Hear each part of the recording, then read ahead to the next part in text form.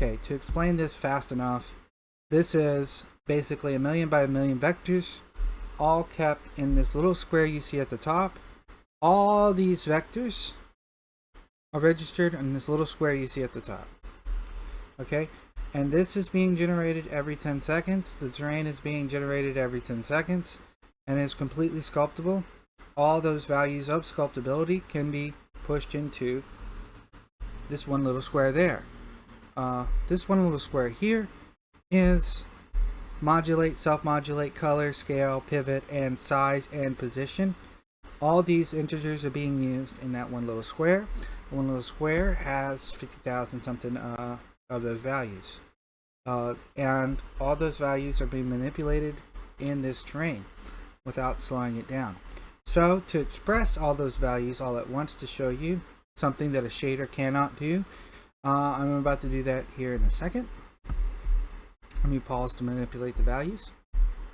And this is something it's impossible for a shader to do. It's impossible for a shader to do this, and it is completely and utterly insane. Every single vector can be manipulated all at once, all within the process method, at the same time. 1,000,000 vectors, not slowing down ever the slightest. The camera, yeah, it's skipping, but you have to understand this is before the terrain is finished. So basically, this is basically the equivalent of having dozens of terrains all at once at the same time on your computer, but it's one terrain being generated at once. And this is a demonstration of all those values displayed if they were all offset by only one procedurally. This cannot be done, let me reiterate, in a shader. This is impossible to do in a shader. What I've done here, I'm not saying that this is great and this is fantastic what this looks like. I'm demonstrating that these values give you way more flexibility than you would be able to do with a shader or a texture. A 1-by-1 texture, this cannot be done. This is 20 dimensionality, essentially. 20 dimensions per every value. So that's important to know. I'm going to go ahead and change it back to the way it was for the remainder of the video. And that is just a couple edits in here. I'm going to just do a pause real quick and take a split-second break. I did contend with adding an extra value tooltip, but I just decided not to. Hold on, let me control do that one. Just gonna finish doing the editing in a second. Okay, see, initial terrain takes about 20 seconds to load. That's dissatisfaction. But every 10 seconds the terrain updates. And what will this allow you to do? And can you use it with other terrains? Absolutely. So if you're using 1,000 by 1,000 terrain, if it has 1,000 by 1,000 true vectors, if it really does, then you can utilize it with this terrain. And the preloader is going to come with a 4,000 by 4,000, 2,000 by 2,000, and 1,000 by 1,000, and 500 by 500. But it will only be manipulable on the scale of 1,000 by 1,000. So basically, the 1,000,000 vectors can be manipulated in the X, Y, and Z axis. So basically, if you had a different terrain and you wanted to sculpt in the X or the Z axis, which you normally can't do with all the terrains that Godot's ever had, all the terrains that Unreal has ever had, and all the terrains that Unity's ever had, you will be able to do that now, and you will be able to do what was once achievable, which is sculpt in the process method.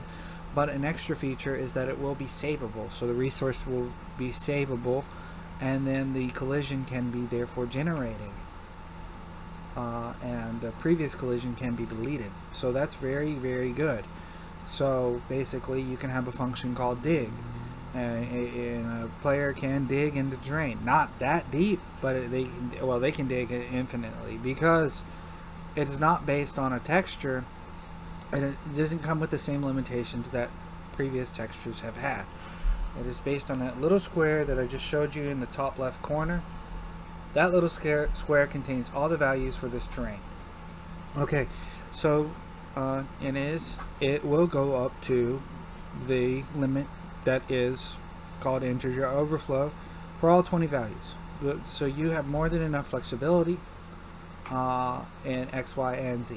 In the preloader, it'll take the previous terrain, which is generated by a list, and it'll save that to these values in the X and in the Z, not just the Y. Okay.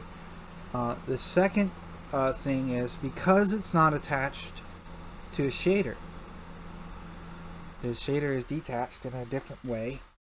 The shader script can be as long as possible, and the manipulation of vectors can be as long as possible.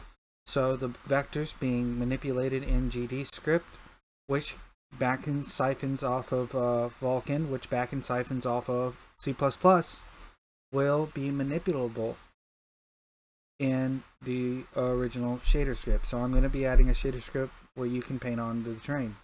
You shouldn't have to do any scripting actually when I'm done.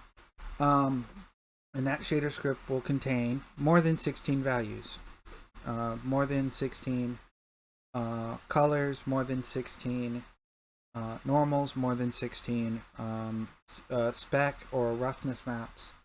It'll contain more than 16 values. And that might be based on a splat map that I make. Or that might be based on something like that is completely an epiphany, like here, where I just created it off of just values alone. But I'd prefer to make it off of the shader off of a texture, because it is easier. And then on top of that, that's transferable.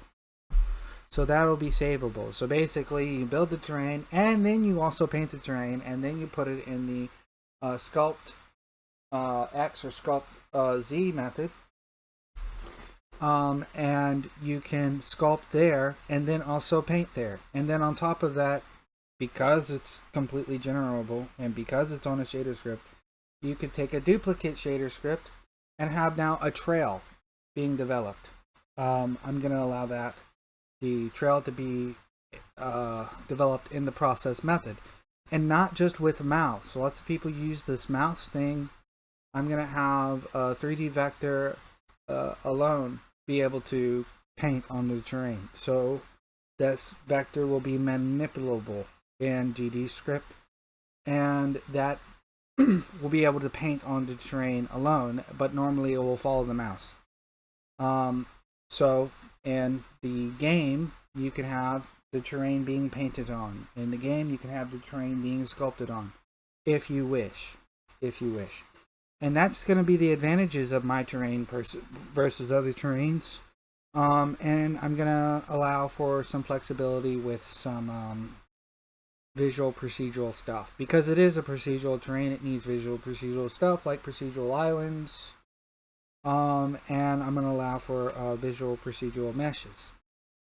This is going to all be free. I'm going to attempt to make this all free.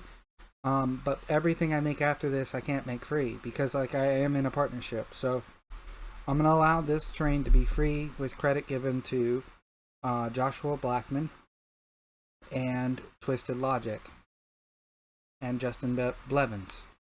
Those three will be on an MIT license, and this will be allowed in the process method. Now, from what I gave you, you might assume, well, I can do this all by myself. You can do this all by yourself, but I'm already giving it to you for free.